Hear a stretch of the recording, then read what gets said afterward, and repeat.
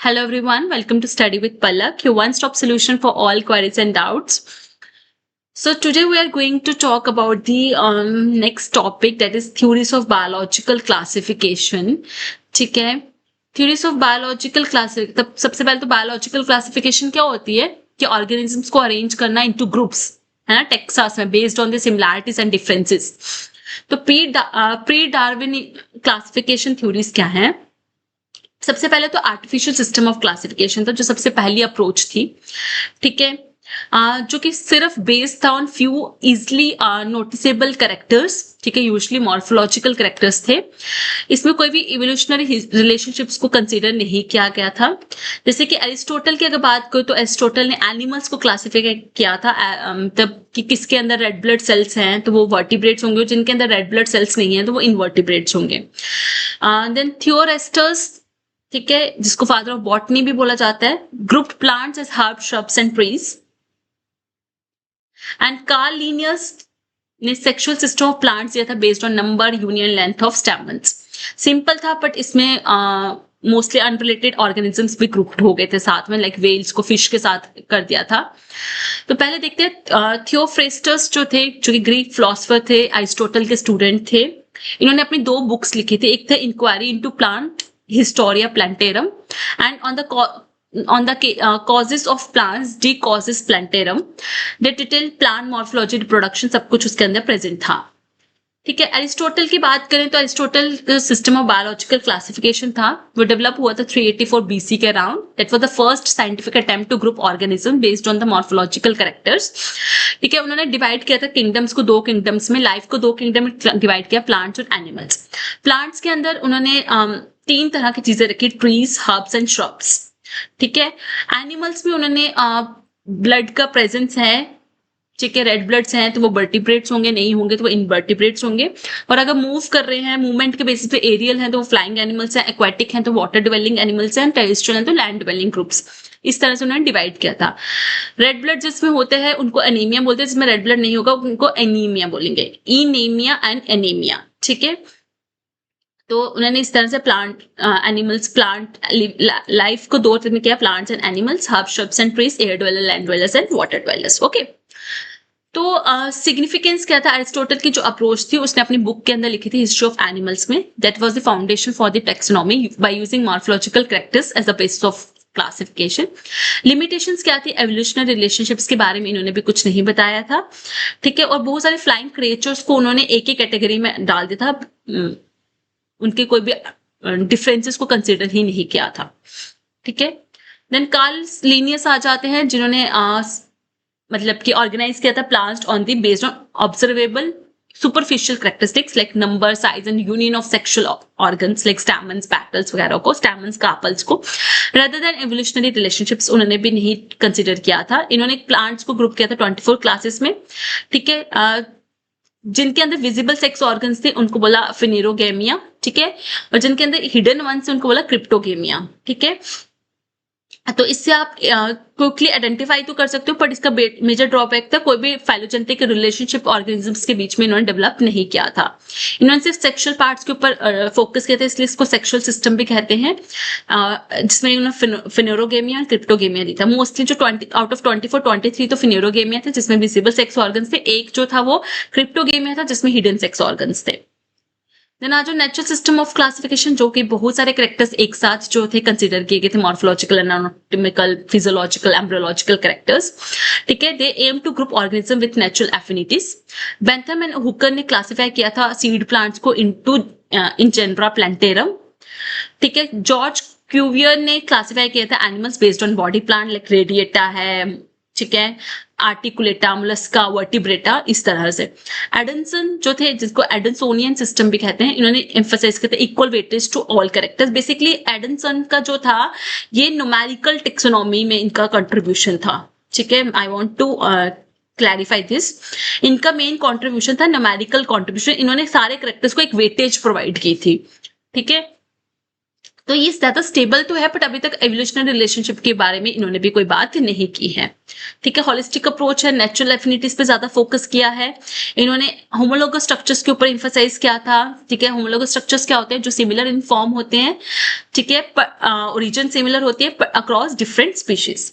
ठीक है, मतलब जिनका कॉमन एंसेस्टर होता है सेम। इतनी बात समझ लो। एवोल्यूशनरी रिलेशनशिप के बारे में अभी तक इन्होंने कोई बात नहीं की, बट हाँ एंसेस्टर्स के बारे में थोड़ी सी बात बूत कर ली है। And they provide comprehensive data because इन्होंने बहुत सारी चीजें एक साथ अकमुलेट की थी। बेंथम एंड हुकर जो थे, इन्होंने natural system of classification propose किया था। ठीक है, और इन्होंने इसको अपनी प्रेजेंट किया था अपनी बुक में जेनरा प्लांटेरम के अंदर, मैंने पहले भी बताया। ठीक है, it takes into account morphological, anatomic, cytological development features सब कुछ लिया था to identify similarities and dissimilarity among organism. आज जो फाइलोजेनेटिक एंड इवोल्यूशनरी सिस्टम के ऊपर, ठीक है, बेस्ड ऑन एवोल्यूशनरी रिलेशनशिप्स, मतलब कॉमन एंसेस्ट्री, ठीक है, डिसेंट विथ मॉडिफिकेशन, धीरे धीरे मतलब यहाँ से आप निकलते आ रहे हो और धीरे धीरे आपके अंदर मॉडिफाई हो रही है। ठीक है, इसमें use fossil records, comparative anatomy, embryology, molecular evidence सबको इस्तेमाल किया गया है। चार्ल्स डार्विन, जो कि जिनकी थ्योरी थी origin of species, propose descent with modification as basis for classification. ठीक है, उनकी चार्ल्स डार्विन की बुक थी ओरिजिन ऑफ स्पीशीज। ठीक है, आई थिंक सबको पता है। चार्ल्स डार्विन की बुक थी ओरिजिन ऑफ स्पीशीज, उन्होंने सब कुछ इसके बारे में वहां पे मेंशन किया हुआ है। उन्होंने कहा था कि जो भी ऑर्गेनिजम्स हैं वो किसी कॉमन एंसेस्टर से निकलते आ रहे हैं, और जितनी बार वो इवॉल्व होंगे उतनी बार उनके अंदर कोई मॉडिफिकेशंस होंगी। Then Engler and Prantl arrange plants from simplest to most advanced, and Haeckel ने थ्री किंगडम, जो थर्ड किंगडम था वो प्रपोज किया था, दैट इज प्रोटिस्टा। सो इसमें कॉमन एंसेस्ट्री के बारे में बात की, एवोल्यूशनरी हिस्ट्री के बारे में बात की, एंड फाइलोजेनेटिक ट्रीज, मतलब आप किसी एंसेस्टर से निकल रहे आ रहे हो, फिर तुम्हारा इस तरह से एक फाइलोजेनेटिक ट्री बनता है ना, फैमिली ट्री कहते हैं उसको, हम बोलते हैं क्लैडोग्राम। ठीक है, जिससे आपको एवोल्यूशनरी रिलेशनशिप के बारे में पता चलता है। ठीक है, होमोलोगस एंड जेनेटिक एविडेंस, क्योंकि ये सिस्टम जो था ये आपके कॉमन एंसेस्टर्स से के ऊपर डिपेंड है, होमोलोगस कैरेक्टर्स के ऊपर डिपेंड है, जेनेटिक इन्फॉर्मेशन रिक्वायर्ड होगी, फॉसिल रिकॉर्ड्स यूज हुए हैं इसमें। ठीक है, सेल स्ट्रक्चर्स के बारे में स्टडी की गई, केमिकल कॉम्पोजिशन के बारे में स्टडी की, तो ये सारी चीजें मिलकर जो थी एवोल्यूशनरी टेक्सोनॉमी बना रही है, आपकी एवोल्यूशनरी क्लासिफिकेशन में काम आई है। ठीक है, चार्ल्स डार्विन का कॉन्सेप्ट जो था उन्होंने अपनी बुक में लिखा था ओरिजिन ऑफ स्पीशीज में। ठीक है, उन्होंने कहा था कि जो ऑर्गेनिजम्स हैं वो अपने किसी एंसेस्टर से जो है उनका कॉमन एंसेस्टर होता है, पर हर एक टाइम पर उनकी क्या होती है, इवोल्यूशन होती है, उनकी मॉडिफिकेशन होती है, तभी उनके फिजिकल सिमिलैरिटीज हमेशा सबकी सेम नहीं होती हैं। तो just basis on physical similarities we should group organism based on their evolutionary descent and common ancestries. ठीक है, तो ये जो रेवोल्यूशनरी आइडिया था, इन्होंने शिफ्ट किया टेक्सोनॉमी को from the system based on observable traits जो अभी तक हम करते आ रहे थे, to the system based on the historical relationship and branching patterns of life through phylogenetic trees, जिसको हम क्लैडोग्राम्स भी कहते हैं, इसलिए हम उसको क्लैडिस्टिक्स भी कहते हैं। इवोल्यूशनरी हिस्ट्री टेक्सोनॉमी या क्लासिफिकेशन हम क्लैडिस्टिक्स भी कहते हैं।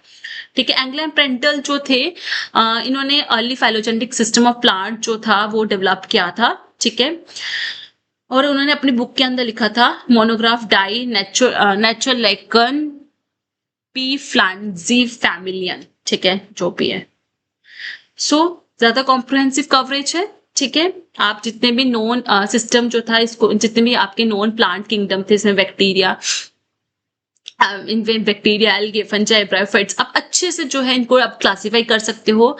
फाइलोजेनेटिक अप्रोच जो है, इससे आप एवोल्यूशनरी हिस्ट्री के बारे में स्टडी कर सकते हो, जेनेटिक कनेक्शंस के बारे में स्टडी कर सकते हो। एंड इन्होंने प्लांट किंगडम को 13 से 14 डिविजन्स में क्लासिफाई किया था। 13 वाले थे non seed plants, and 14th वाला जो लास्ट था एम्ब्रियोफाइटा सिफोनोगैमिया, जिसमें आपके सीड प्लांट्स आते थे, जिम्नोस्पर्म्स एंड एंजियोस्पर्म्स। ठीक है, इन्होंने मोनोकॉट्स एंड डाइकॉट्स का वाला भी एस्पेक्ट जो था वो कंसीडर किया था। ठीक है, इवोल्यूशनरी हिस्ट्री तो मिल गई, बट अभी तक मॉलिक्यूलर डेटा इसमें लैग था, इसमें अभी तक जीन्स के क्रोमोसोम्स के बारे में कोई बात नहीं की। तो आज और एडवांस चलते हैं, that is modern molecular system और क्लैडिस्टिक्स, जिसमें जेनेटिक इन्फॉर्मेशन भी है, प्लस आपके इवोल्यूशनरी रिलेशनशिप्स के बारे में भी कंसीडर किया गया है। ठीक है, जेनेटिक डाटा है, मतलब डीएनए के सीक्वेंसेस में, प्रोटीन्स के सीक्वेंसेस में क्या डिफरेंसेस हैं। ठीक है, एवोल्यूशनरी रिलेशनशिप्स को भी इन्होंने कंसीडर किया है। ठीक है, होमोलोगस मॉलिक्यूल जीन्स प्रोटीन्स को भी इन्होंने कंपेयर किया है। ठीक है, और जो आपके फाइलोजेनेटिक ट्रीज हैं, ठीक है, ये वो डायग्राम्स होते हैं दैट शो इवोल्यूशनरी डिसेंट। ठीक है, तो ये सारी चीजों को इस्तेमाल करके इन्होंने मॉलिक्यूलर टेक्सोनॉमी जो है वो बनाई है। तो डाटा को कलेक्ट किया, जेनेटिक मटेरियल और प्रोटीन आर आइसोलेटेड, उसकी सीक्वेंसिंग की, उसकी कंपैरिजन की और फिर एक फाइलोजेनेटिक ट्री को डेवलप किया। ठीक है, विल हैनिंग एक जर्मन एंटोमोलॉजिस्ट हैं, एंटोमोलॉजिस्ट आई थिंक आपको पता होता है, जो इंसेक्ट्स के ऊपर स्टडी करते हैं। ठीक है, इन्होंने ही is credited with creating cladistics, इसको क्लैडिस्टिक्स की क्रिएशन का क्रेडिट दिया जाता है। He introduce as a method for phylogenetic systematics. ठीक है, तो although his foundational work was published in 1950 and translated in 1960, it was this 1966 phylogenetic systematics जो थी पब्लिश हुई थी, that brought revolutionary ideas of Will Henning to a wider scientific community, providing the basis for modern molecular taxonomy to infer evolutionary relationships. कि modern taxonomy, molecular taxonomy के अंदर हमें क्या evolutionary relationships को कैसे connect करना है, क्योंकि अभी तक हमारे पास evolutionary relationships थी जिसमें हम क्लैडोग्राम्स तो बना रहे थे, बट उस क्लैडोग्राम्स के साथ हमें molecular taxonomy को किस तरह से कनेक्ट करना है, ये हमें किसने कॉन्सेप्ट दिया, विल हैनिंग ने। ठीक है, सो न्यूमेरिकल टेक्सोनॉमी का किसको जाता है, स्मिथ एंड सोकल को जाता है, जिसने स्टैटिस्टिकल एनालिसिस की थी बहुत सारी कैरेक्टर्स की कंप्यूटर बेस्ड।